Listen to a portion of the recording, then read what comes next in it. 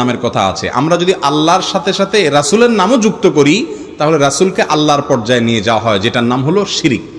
আর আমরা আজকেই আলোচনা করলাম যে মানুষের ঈমানকে সবচেয়ে দ্রুত ধ্বংস করে দেয় যে বিষয়টির নাম হলো শিরক।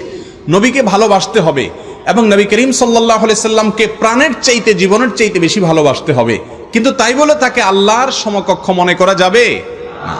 এক ব্যক্তি রাসূল করিম সাল্লাল্লাহু আলাইহি সাল্লামের সময় কথা বলতে গিয়ে এমনভাবে বলেছেন, আল্লাহ এবং তার রাসূল কথাটাকে এমনভাবে বলেছেন মনে হচ্ছে আল্লাহ এবং রাসূল দুই সত্তা মিলে প্রায় এক বা সমপর্যায়ের।